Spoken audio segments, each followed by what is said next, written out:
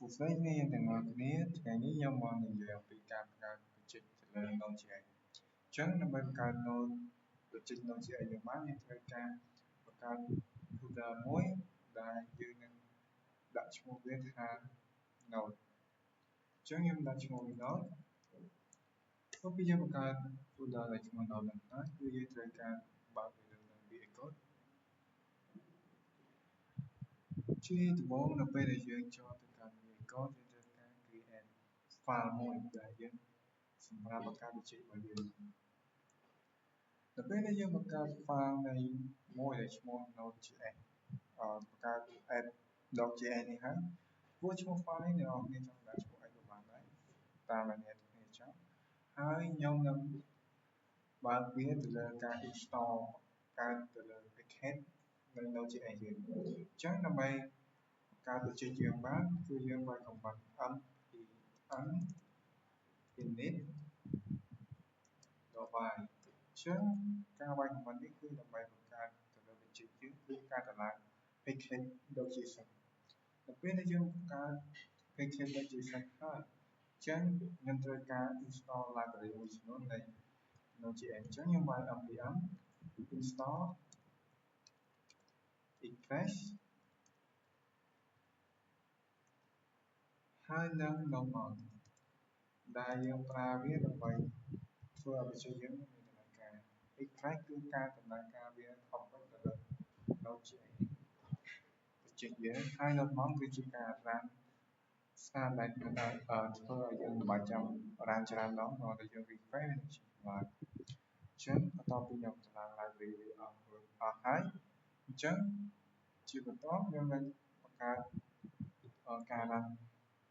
auto នៅខាងនេះអញ្ចឹងខ្ញុំនឹងប្រើ start ការសរសេរ comment ទៅលើការ run ហ្នឹងគឺយើងត្រូវសរសេរនៅក្នុង script អញ្ចឹង node មក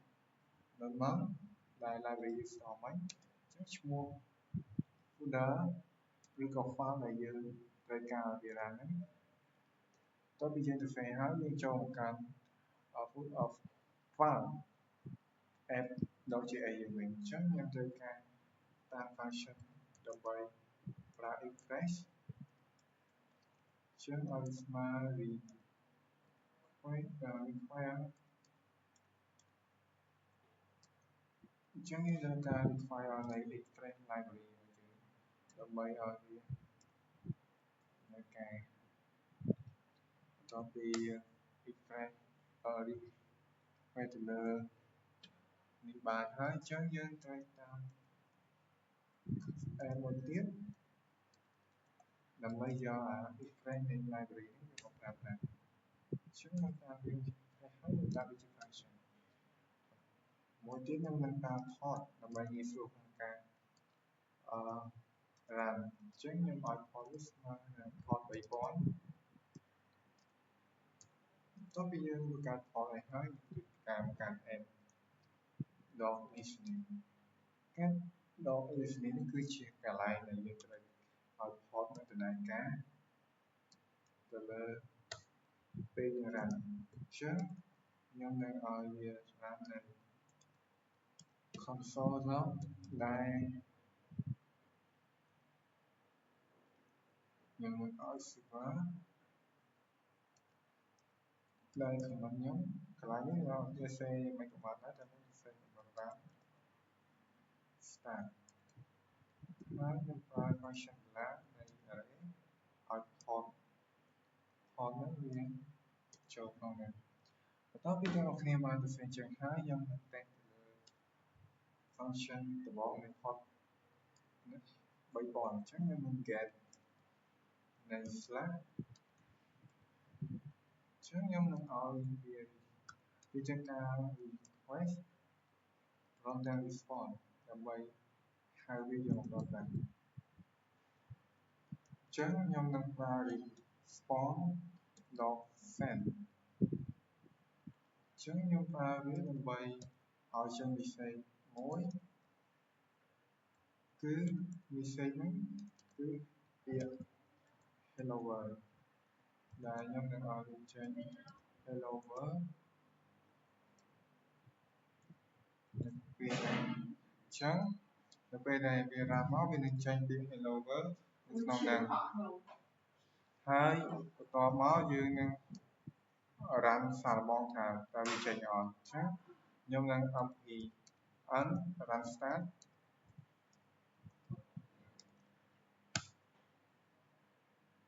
ភាសាខ្ញុំសរសេរ command ជាន់គ្នាចឹង mpn run start ចឹងវានឹងចាប់ផ្ដើម run ចឹងយើងចូលទៅកាន់ browser យើងដែលវាយវាទៅលើ local host តែយើងយក port វាទៅលើ3000អញ្ចឹងវានឹងចេញពី hello world ដែលខ្ញុំបានសរសេរមិញបន្ទាប់ពីវាចេញពីហ្នឹងហើយអញ្ចឹងយើងអាច run server ហ្នឹងវាដើរហើយឥឡូវខ្ញុំនឹងបញ្ចេញទៅលើ para ការសរសេរលើ para គឺយើងដូចគ្នានឹងសរសេរខាងលើដែរគឺ get/user ចឹងខ្ញុំនឹងធ្វើការ get/user ទៅលើ request response ដែលខ្ញុំនឹងឲ្យវាចាប់យកទៅលើ IP ដែលអាហ្នឹងគឺវាប្រើនៅពេលដែលយើងវាយ /name អីដែលយើងចង់បានឧទាហរណ៍ខ្ញុំសរសេរវា string ហើយខ្ញុំនឹងឲ្យវាចេញជា array object អញ្ចឹងខ្ញុំនឹងដាក់វា name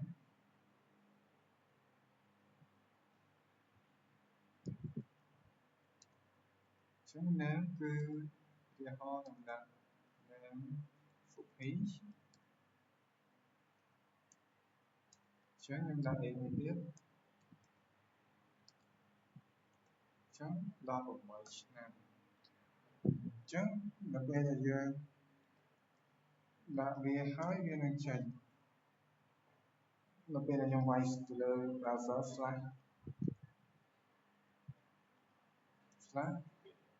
/user អញ្ចឹងវានឹងចេញនៃ ID ដែលខ្ញុំចង់បានមួយទៀតនៅពេលដែលខ្ញុំវាយget យកទាំងអស់អញ្ចឹងវានឹងចេញហើយខ្ញុំនឹងសរសេរមួយទៀតគឺពាក់ព័ន្ធនឹង parameter តែខ្ញុំនឹងចាប់វាទៅលើ ID វិញអញ្ចឹងយើងចាប់វាទៅលើ ID ដោយទីមួយយើងសរសេរលើអញ្ចឹងហើយយើងនឹងប្រើ /2 នៃ ID ទៅពេលដែលយើងប្រើ /2 នៃ ID យើងត្រូវការប្រើ function តាម variable មួយដែលជា ID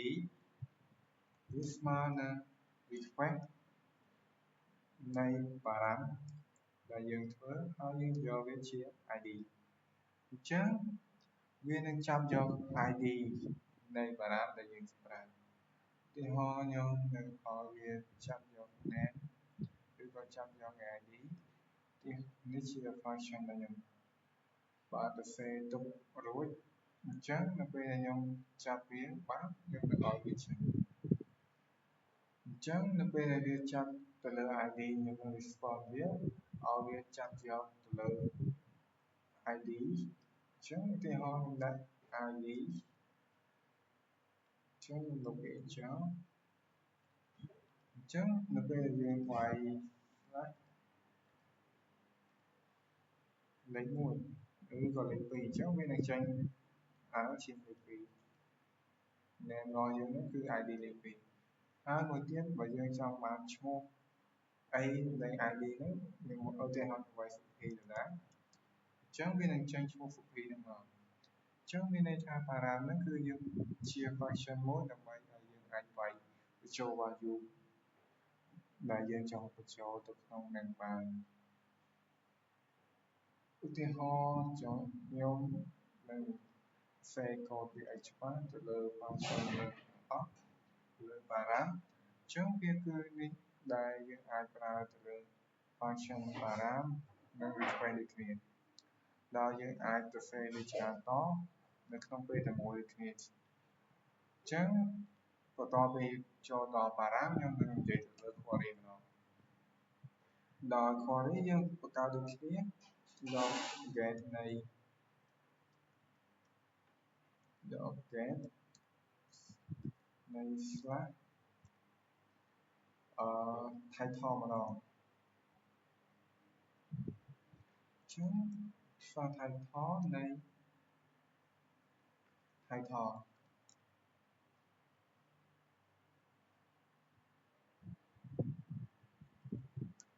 ចឹងខ្ញុំនឹងយក slash title នៃ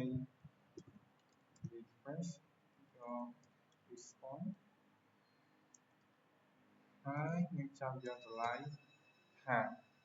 ខ្ញុំឲ្យវា response ទៅលើកន្លែងណាចឹងមុននឹងនេះខ្ញុំត្រូវតាម variable លេខមុនហើយខ្ញុំនឹងតាមវាជា object ឬក៏យើងតាមយកតាមមួយគឺ title ចឹង title ស្មើនឹង request query នៃ title ចឹងនៅពេលដែលយើងប្រើវាហើយយើងនឹងប្រើ response នៃ send ដែលយើងនឹងឲ្យវាចេញថាយើងចាប់វាជាអីចឹងឧទាហរណ៍ថាខ្ញុំនឹងឲ្យវាចេញជា title ចឹងខ្ញុំនឹងដាក់ title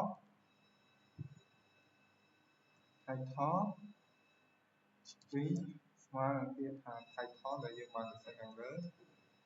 អញ្ចឹងនៅពេលដែលយើងដាក់វាស្មើនឹងខាងលើហើយ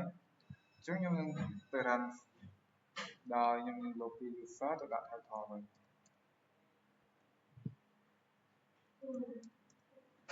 អញ្ចឹងនៅពេលខ្ញុំវាយ title ហើយ slash អញ្ចឹងខ្ញុំនឹងដាក់ពាក្យថាbook អញ្ចឹងវានឹងចេញទៅលើ book ដែលខ្ញុំបានសរសេរដោយពាក្យ title ខ្ញុំសរសេរ cost slash title តែខ្ញុំភ្លេចកន្លែងនេះដាក់ slash អញ្ចឹងនៅពេលដែលខ្ញុំ refresh ម្ដងទៀតវានឹងចេញលើ value ដែលខ្ញុំចង់បានអញ្ចឹងឧទាហរណ៍ថាខ្ញុំចង់បាន title ហ្នឹងអញ្ចឹងខ្ញុំនឹងធ្វើការ get យក value ហ្នឹងមកយកមកប្រើប្រាស់ example ទៅលើនេះជាឧទាហរណ៍មួយខ្ញុំធ្លាប់ធ្វើគឺជា search តែខ្ញុំប្រើទៅលើ para ប្រើទៅលើ query តែខ្ញុំប្រើទៅលើ username ឬក៏ last name ដែលខ្ញុំចង់ចាប់យកមកប្រើអញ្ចឹងដោយសារតែ query វាខុសពីលើ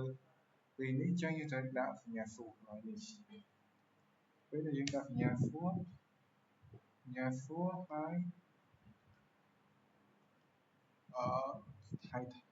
title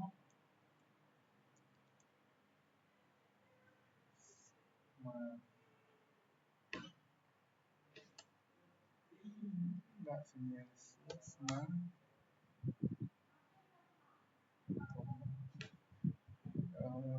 វា error ទៅលើការសរសេរ function អញ្ចឹងខ្ញុំនឹងឲ្យវាចេញទៅលើឧទាហរណ៍ទៅលើ research វិញដោយខ្ញុំនឹងប្រើវា research ទៅលើនេះអញ្ចឹងឧទាហរណ៍ថាខ្ញុំនឹងប្រើ research ទាំងអស់នេះក្នុងការចាប់យកទៅលើថ្មីឬក៏ឈ្មោះឧទាហរណ៍ថាខ្ញុំនឹងវាយ slash search អញ្ចឹងវាជា slash search ដែលខ្ញុំនឹងវាយអញ្ចឹងវានឹងចេញ value ដែលយើងបានប្រើទៅលើ query អញ្ចឹងមានន័យថា query គឺវាប្រើសញ្ញាសួរហើយយើងប្រើ first name ដើម្បីស្មើ name ហើយយើងប្រើសញ្ញានឹងដោយ last name ស្មើអីហើយនឹង email អីដែលយើងបានសរសេរនៅក្នុងនេះអញ្ចឹងមានន័យថាយើងអាចសរសេរវាដោយបញ្ចូល value ដូច param ដែរប៉ុន្តែលក្ខណៈខុសគ្នានៃparam និង query គឺ param គឺយើងប្រើទៅលើ slash ដើម្បីបញ្ចូល value ប៉ុន្តែ query វិញគឺយើងប្រើទៅលើសញ្ញាសួរហើយយើងដាក់ទៅលើឈ្មោះ variable ដែលយើងបានតាមហើយបានយើងដាក់ value ទៅលើការបញ្ចូលហើយសម្រាប់ការវីដេអូនេះគឺមានតែប៉ុណ្ណឹង